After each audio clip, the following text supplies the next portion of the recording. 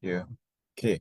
So I think the looking at the S&P 500, well, it gained by 0.37 on last Friday, right? And yesterday was a holiday for the US market. However, looking at the moving forward, looking ahead, right, as the US, Iran, these stored funds and also the oil prices retreat, I think the market is shifting from the pricing geopolitical fear to a peace dividend, right, maintaining a strong upward momentum ahead of the key US GDP and also inflation data later this week. So I think we expect the sentiment to remain positive across the US market as a whole, also maintaining um, and also supported by stellar first quarter corporate earnings giant in the US, right? So now looking at the China A50 futures will surge around 1.23% on Monday session, with strong buying interest returning to the large cap Chinese stocks. So I believe the rally was mainly driven by fresh reports that Beijing is considering additional support for the property sector, including the easier financing condition for the developers and also the home buyers recently, right? So also at the same time, the sentiment also improved after several Chinese tech companies announced uh, stronger than expected quarter results, helping to lift overall market confidence as a whole as well, right? So yeah, I think foreign funds were also seen returning into the ASEAN equities, following the weaker, US dollar and also the improving regional risk appetite. Well, for now, I think the strong rebound suggests confidence in gradually um, returning into the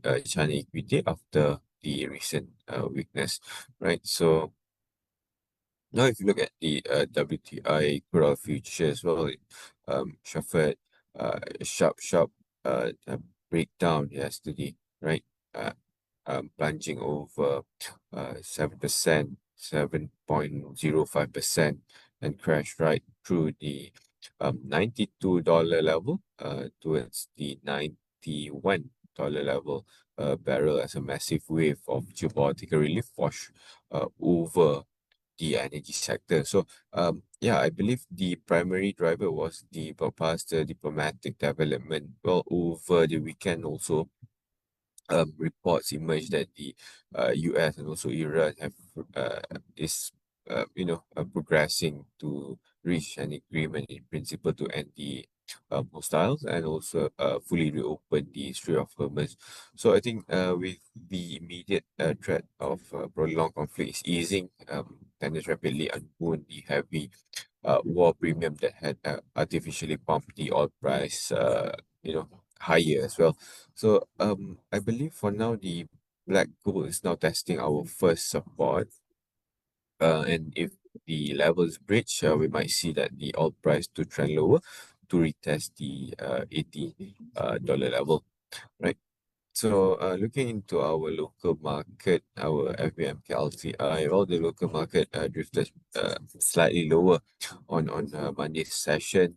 You see FBMK LTI dipped by 0.24%, and also the FKLI dropped by 0.15% in a relatively quiet session. So I think this was mainly due to the lack of fresh domestic catalysts and also um, the closure of the US market for a holiday yesterday.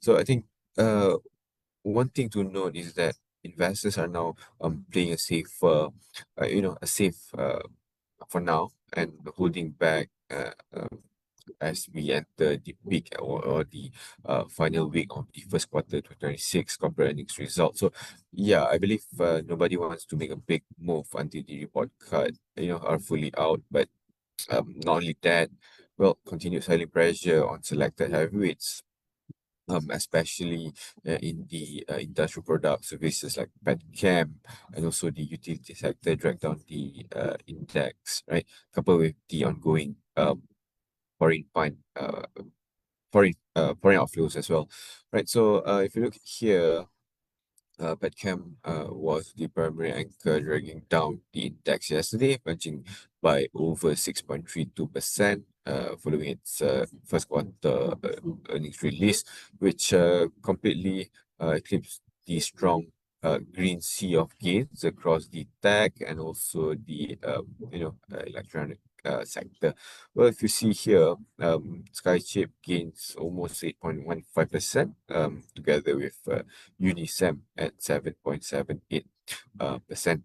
Right. So yeah, I believe recently Trump has announced that the ongoing talk with the Iran is progressing, right? So with that we see 5% decline, sorry, 7%. Yeah, I believe 7% decline in the oil price. However, logical thinking is that this should flow through to Malaysia market as as well. But yes, not all is in the negative territory. So I would like to share a few stocks. Maybe you can take a look into the oil and gas market right now. Well, of course, the hibiscus, right? Hibiscus petroleum.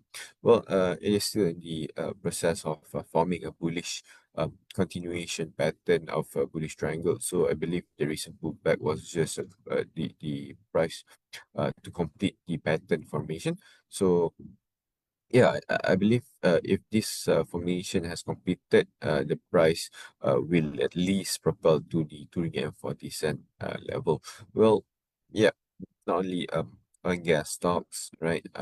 If you understand the market carefully, when talking about the oil, somehow this would also related to the plantation stocks as well. So, for instance, we have United Plantation here, and I believe that the market is now is undergoing a whole chunk of sideways movement right here.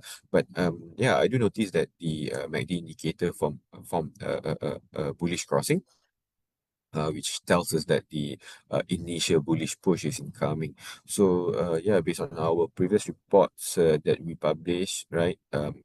If we I mean, if the 31 ringgit can be breached, the stock should resume the uptrend to test the 33 ringgit 50 cent together with the 36 ringgit level, right? So moving on to our Malaysia trading stocks. So today we have Vincent Holdings.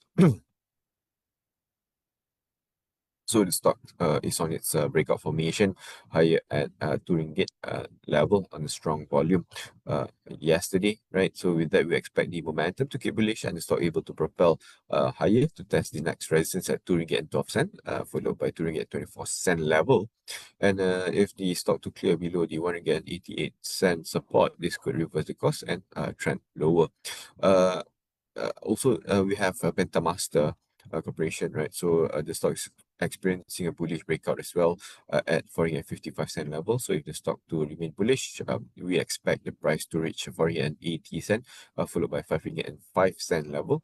So do keep an eye at 4 and 30 cent for any attempt of reversal. So today we have two breakout stocks, which is Yinsen and also Pentamaster, and do watch out carefully for this Yinsen at as it is now resting at the 21-day moving average. And lastly, well, Monday's minus 0.31% dip in this FCPO was a quite consolidation driven by the weak daily rival oil prices and slow export data as well. Yeah, I think the downside risks remain well insulated above the 4,400 structure, I would say structural support level, firmly anchored by the impending the 1st of June local B15 budget implementation. However, I think for now we still keep our bearish bias remains intact, eyeing for the 4,390 support as well as the 4,300 support level. So stop loss remains firm at the 4,700 level. Right, so before I pass to the next speaker, I would like to wish Selamat Hari Raya Aidil Adha to anyone of you celebrating Safe Journey, right? So yeah, I'll stop here and pass you to the next presenter. Thanks everyone and happy trading.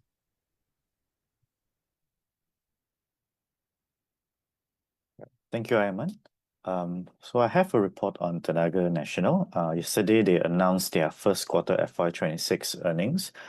Earnings were largely in line with our numbers at about 24% and also about 26% of the consensus estimates.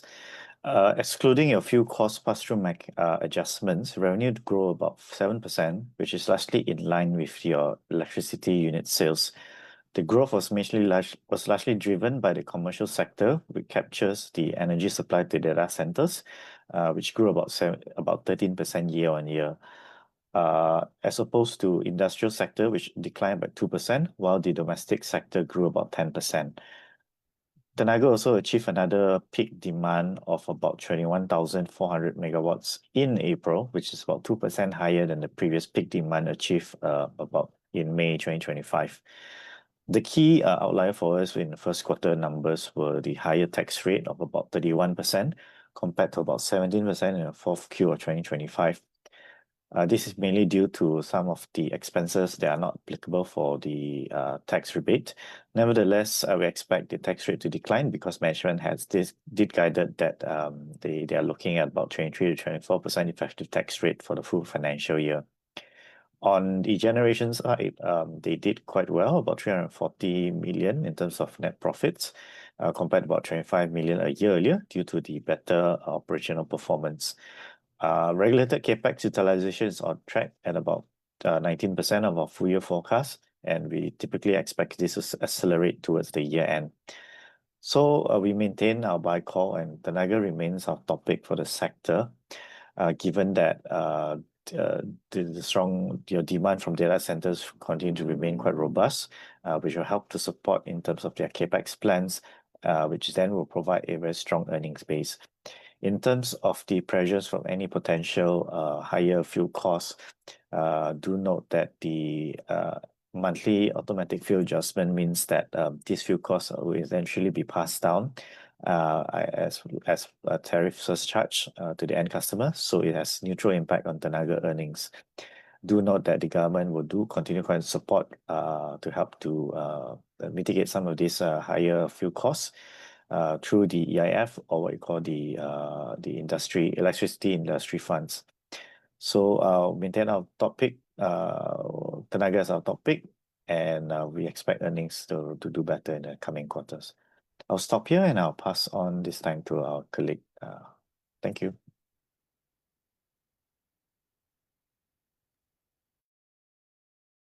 Okay, we're next to Kellington Group's first quarter results.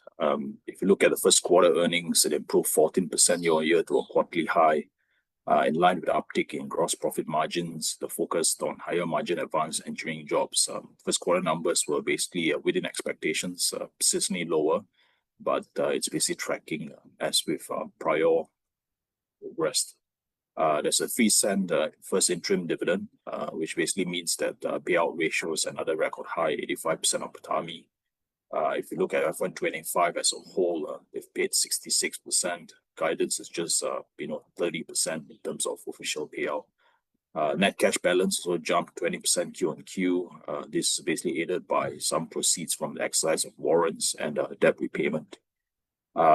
Just to indicate that outstanding order book is at 1.8 billion as of end March. Year to date contract wins as of end March include a 430 million job for India's maiden chip foundry.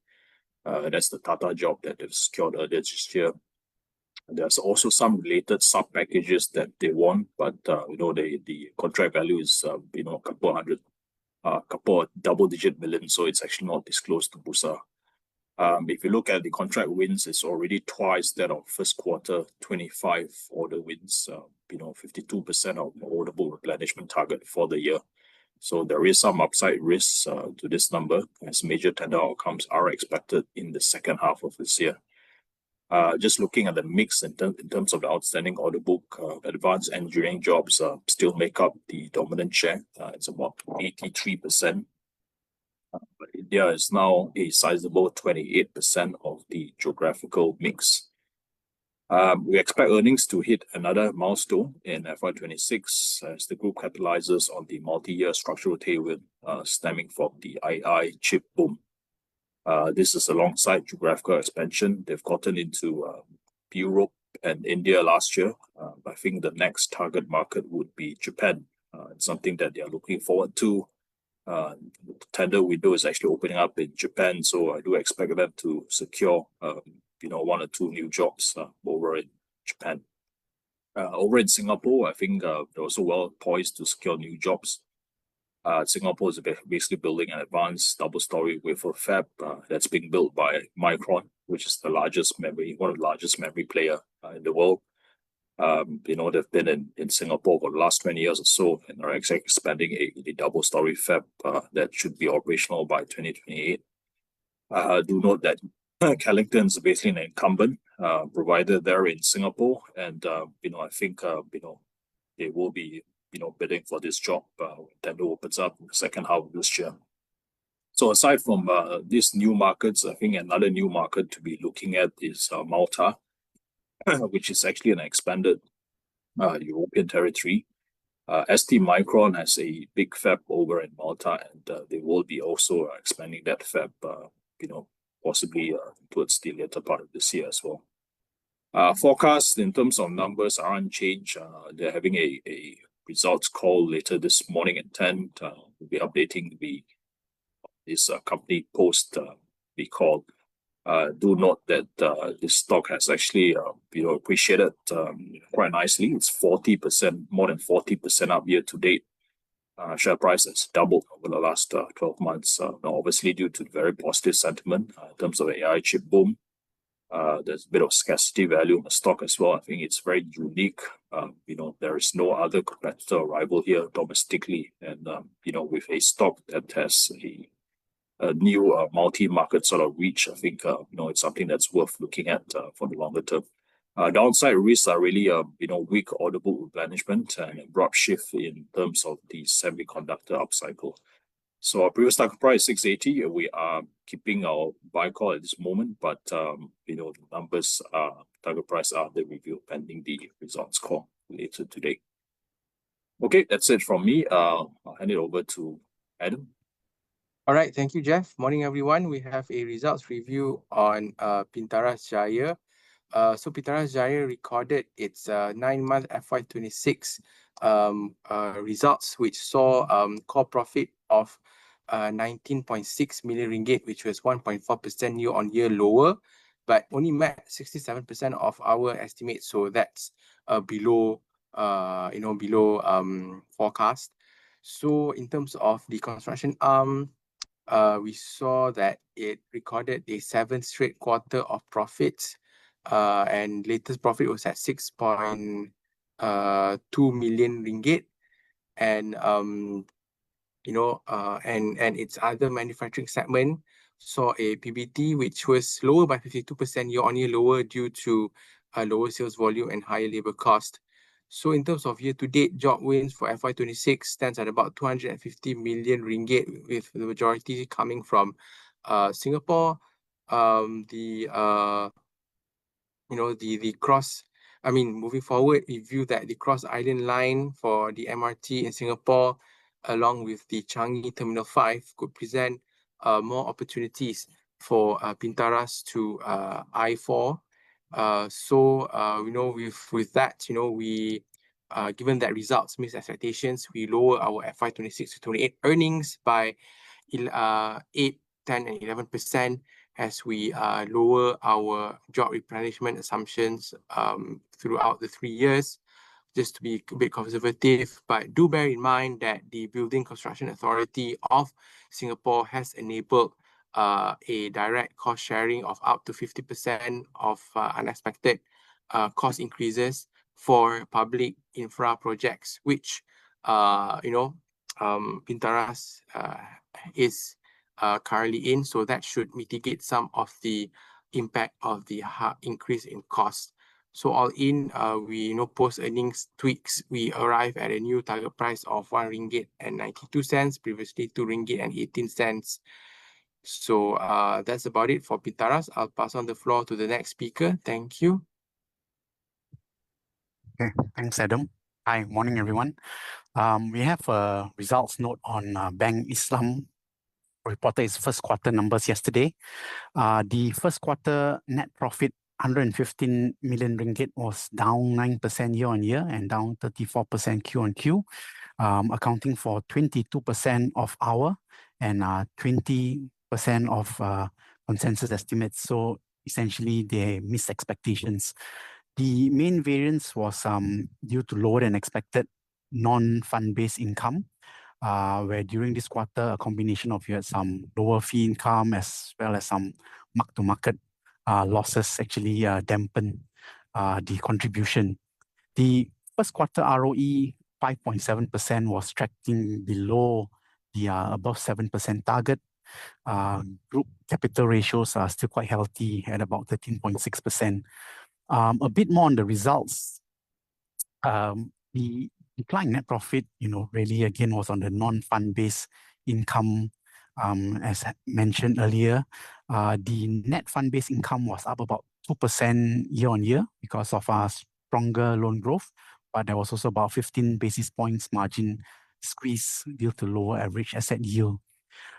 Deposit growth was quite healthy, 9% year on year, but we do note that this was mainly driven by the more expensive fixed deposits, whereas your CASA deposit growth was actually a bit more muted.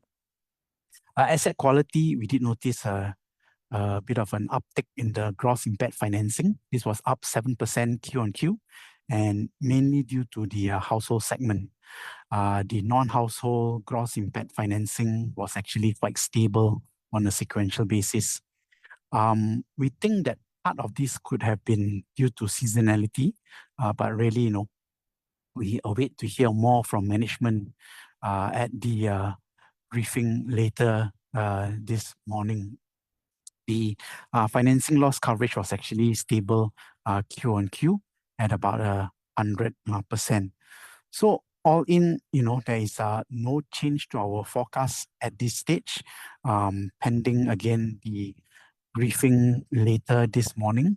But given that the results were below expectations, it's likely that there could be downside bias to the forecast. We are keeping our neutral call and 2 ringgit and 45 cent at this stage. Dividend yields are actually quite attractive. You have about 6% plus dividend yields. And also, if you look at the valuation, the price to book of about slightly above 0.6 times is also very decent. So again, for now, we are keeping our earnings forecast as well as our neutral call on the stock. Okay, that's all from me. Thank you for joining us. Happy trading, and we will see you again on Thursday at 8 a.m. in RHB Morning Kappa at 8. Thanks. Good day ahead.